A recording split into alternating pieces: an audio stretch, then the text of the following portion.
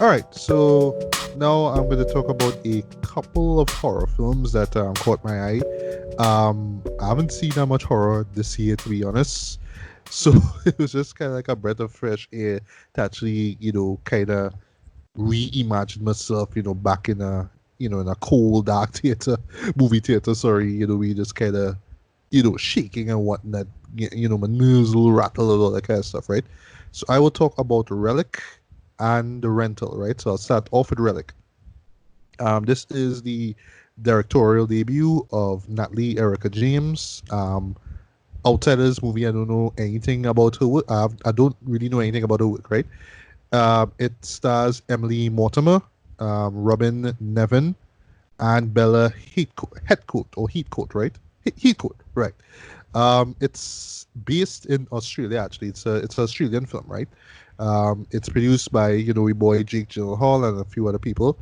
And what it's about, well, actually, the instant show people will think about, and even when I go into the premise, you might think it should kind of hit you, is the Babadook, right?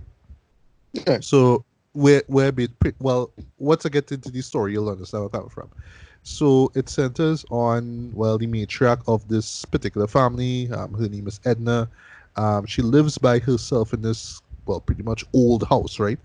Her daughter has already moved on. She has her name is Kay. She's played by Emily. She has a daughter named Sam, who's played by Bella.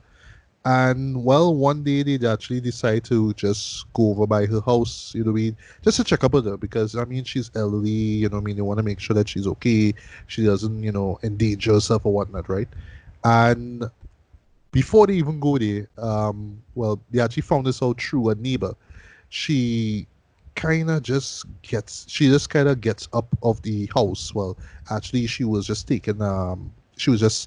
uh, taking a bath, you know what I mean, in this bathtub, and then she just gets up one night and just leaves, just no reason, right? No rhyme or reason. And of course, Key just wants to know what's going on, right? She comes back now, and Kay kind of notices that something's up with her mother. She's moving weirder than normal, you know what I mean? She's not acting right, and she notices this kind of a weird patch on her skin and just weird stuff, right? And long story short, they kind of realize that there's this kind of weird sister presence in the house, and it just really starts to impact the grandmother in particular. So she just goes off in these really like not overly this over not overly frightening, but just in these kind of weird, bizarre ways, basically. And it's just how the grand sorry, how her daughter and granddaughter pretty much dealing with this situation. Right. So as I mentioned, Babadook. Yeah, I was thinking about that movie. While I was watching this, mainly because of the idea of a relative. Like in the case of Babadook, it was about the mother, kind of losing her shit, mainly because of this demon that was in the house and was attacking her son, right?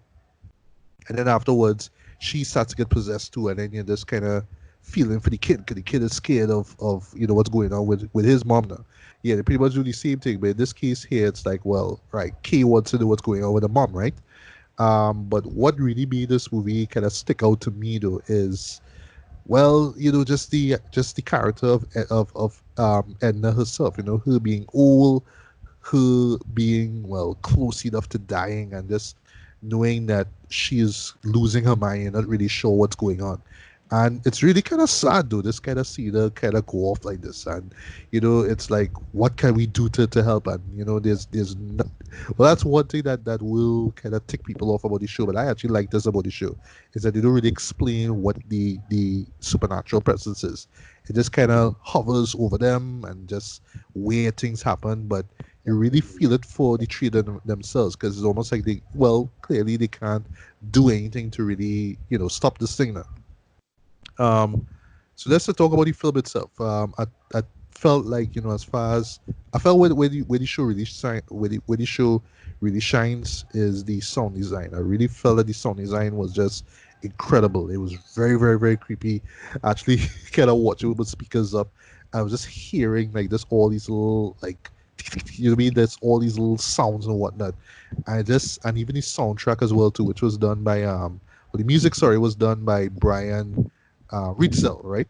I thought that he did a fantastic job on this one here because yeah, this is a creepy score. This really got under my skin. So this coupled with the sound design really helped build the ambience and the tension and fear in this film. Performance wise, I thought that everybody stood out. Well, I mean, there's a couple of side characters here. Like I see, there's a couple of neighbors involved. There's a couple more side characters involved as well too, but it's just pretty much these three women. So yeah, that big of a cast, but everybody came through and did their job. I thought that the three main leads, I thought that they did a great job. Even right down to Bella Heathcote, who I haven't seen in anything actually. Robin, who plays Edna, I actually remember her from you know who she is? She is one of the counselors from the last two Matrix movies. Remember there was this one old woman with white hair? Yeah, but I vaguely remember. It's only Cornell, rest I remember from them counselors. All right, well, was seated alongside him was this old woman with white hair. So that's who she is, right? Okay. Yeah. And well, of course, Emily Mortimer, who plays the daughter, thought that she was great as well, right? Like everybody came through and did their thing, but really Robin shined though because you just buy into her being this elderly woman who just kind of goes off and you're not really sure why or what's going on, right? And yeah, for me that just really hit me deep. That this just like movies that always center on relatives or people that you're familiar with or you have a deep connection with suddenly losing their minds. And I mean, I just love stuff like that. That would explain why movies like The Shining, or like The Shining itself, is like my all-time favorite horror movie. Right? Um, it has this kind of gothic feel to things, so it's not like your traditional Hollywood stuff with a bunch of jump scares and stuff like that. It utilizes its how I should say its environment very well, right? So there's a lot of like shadows and what I mean, just stuff that's going on that isn't really explained though, but it just adds to the overall creepy factor of the film. Also, it is a slow burn, right? It does take a while for it to really pick up. And I know for some people who kind of want their scares, now for now, they're not gonna really get that here. But I, for the most part, dug it all, even though I felt that at times it does take a little too long for the scares really hit. But when they come hard though, and I really, really dug that. Also, I have a feeling that people would be turned off by the end of it. I thought that it would personally. It was very emotional as well too, and this added an extra layer into what is going on. As usual, as I expected, I should say, they don't explain what really is going on. Just kind of give you a hint at the end. So like for me now, like I haven't seen this film, I kind of found myself kind of thinking about the end a lot. You know what I mean? Like what it all means and all that kind of stuff. And Right. I imagine with more viewings, I could actually kind of figure things out though. You know what I mean? Especially when it comes to the origin or what the actual supernatural force is. But yeah, I mean, at the end of the day, it's just short because it's just like an hour and a half, concise and to the point. Horror film, right? It has that it has that old school gothic feel to it, even right down to just this haunted house basically, and just the way how well Natalie, who directs the film, was able to incorporate the house itself and make it all spooky, whilst giving us these three characters who deep down you really care for. You know what I mean? Even right down to Edna herself. Yeah, I thought it would. It's not the greatest horror film I've ever seen. But as far as 2020 goes, because yeah, I haven't really seen any really standout horror films or much horror films I should say for the year. Yeah, this was solid, man. This was solid. So for me, I would give this I would give this a decent 3.5 out of 5, man. It's worth checking out though. Like I say, it's a slow burn. So don't go in expecting, umpteen scares, all up in your face. You had a layered build. But I felt personally like the slow piece kind of helped, just create the tone and just what's going on with the characters. And yeah, overall, I came out of it like, yeah, just really feeling for these three characters. So yeah, this is one I hope to see again, and I really would recommend checking out this movie because yeah, it's solid. It's solid. All right, so moving on now to well, the second horror film, the more Yeah. recent of the two. This would be The Rental, right? This came out a couple of days. The time it's recording here. It's actually well another directorial debut. This time by Dave Franco. Okay. Yeah, this is his directorial debut, man, and it also stars his wife, Alison Brie. Okay. Okay. Okay. Yeah, Right. Right. yeah. Like I know she was in it, but I didn't know that he directed it, so that was interesting. It stars Dan Stevens. Also we have Sheila Vand, who I know the face from somewhere, but I just can't remember where. Jeremy Allen White and Toby Huss, who I've seen in numerous this little appearances over the years, but I don't really know him all that well. And yeah, this is like another kind of economical film. It's another film that's pretty much set in a house basically, right? But in this case, the premise is quite interesting, right? So I'll get into it without revealing too much, right? So it's about these two couples, right? We have Charlie, who's played by Dan Stevens. We have his wife Michelle, who's played by Alison Brie. We have Mina, who is, well, she is the girlfriend of um, Charlie's brother, and then we have Charlie's brother himself, Josh, right? And they just decide just for a weekend, just for a getaway, to rent this ocean view house, right? A really nice place, right? So they go there, they have a you know what I mean, just relax, have fun, just move, just get away from the workload and all the hustle and bustle of work, and just have fun, right? But then one thing leads to the next, and there's some shady stuff that's going on. Um, both in the house itself and amongst the characters. I don't want to get into what goes on with the characters though, but it's some real shady shit, right? But really, the what makes things all like spooky and weird though is somebody is pretty much spying on them, right? There are hidden cameras in certain areas of the house, so we're not really sure what's going on. And then, as he later on, we kind of learn that there is a figure about a murderous individual who is really brutal when it comes to the killings basically, but it's just a matter of what's going on and why, right? And just to jump into the review here, so as far as I wouldn't say I'm a big fan of Dave Franco, right? But I felt that as far as like directing goes, I thought that he did a great job here. What he really nails here is the mood though, the tone though, because even going in, even though it feels all normal and whatnot, there is this kind of underlying sense of dread to everything that's going on here. And for me, I went in blind. I didn't watch any trailer for this. I didn't want it spoiled, right? And I actually recommend, if you haven't already, don't watch the trailer for this because it will kind of spoil what will happen later on, right? But it's Right. best you go in blind, not knowing anything, right? So yeah, I was just watching these characters, just kind of going through the motions. It has, and this is one thing that might turn people off, though. It has a kind of a dramatic feel to things, right? Like it feels like you're watching a drama at times. But in the back of my mind, I know, okay, something's gonna happen. Something's gonna happen. But you're just kind of watching these individuals kind of bicker, kind of fuss, kind of quarrel with each other, and rightfully so. But I don't want to say why. But in the back of your mind, something bad gonna happen, and then it just kind of comes out of nowhere, and it just throws you off. So I didn't know going in that this was I don't want to say what subgenre horror film it is, right? But yes, it is genuine horror though. From the way how the antagonist shows up, how the kills take place and all that, it's very much horror. But it's not gory, it's not gratuitous, right? But it does fit within a particular subgenre which is known for those things. I'll stop right there, right? Also, I felt like the score for this was really good. The music was very haunting. I mean, very creepy. And this, if it's one word I can use to describe this movie, it is creepy, boy.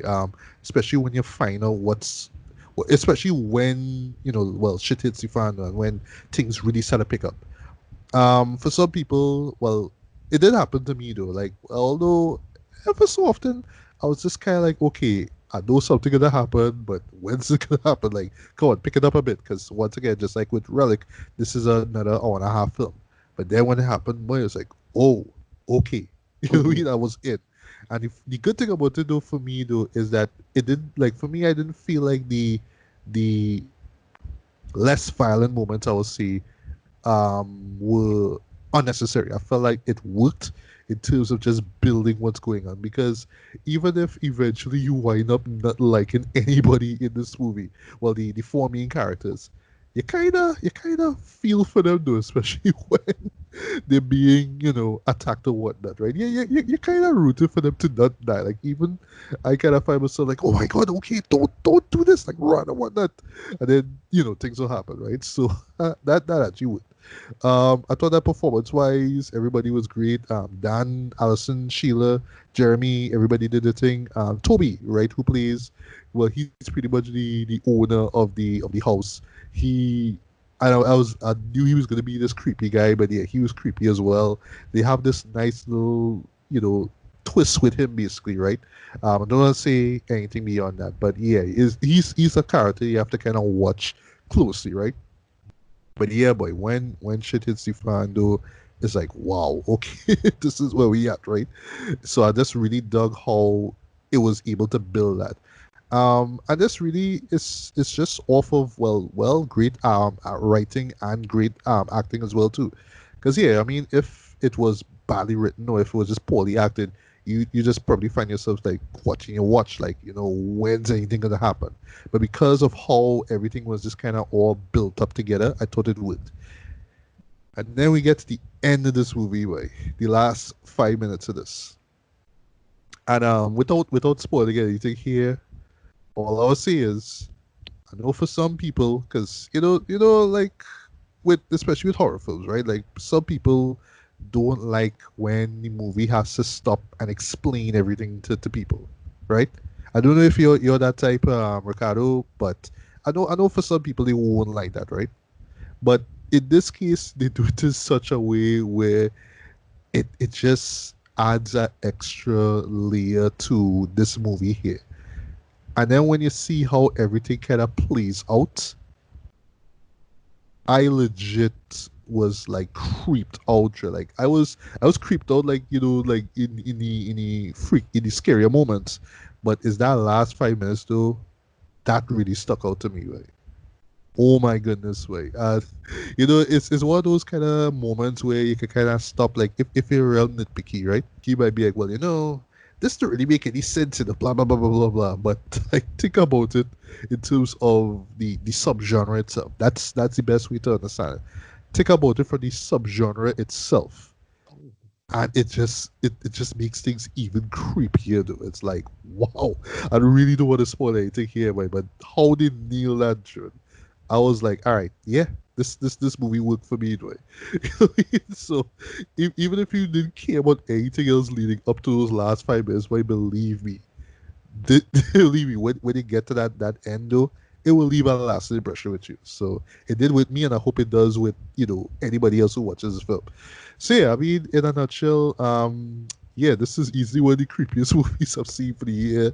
It really, really works in terms of just building that.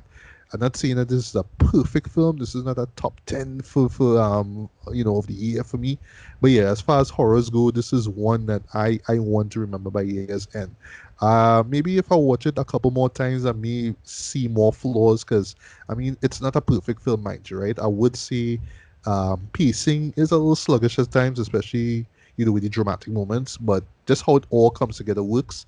I know for some people they might just find like the end to be kind of implausible, or just like, Oh gosh, you really had to explain this because in this certain subgenre, it's what you don't know that makes things even scarier. But in this case, it's like nope, what you find out is even more scary. Is even more scary in my opinion.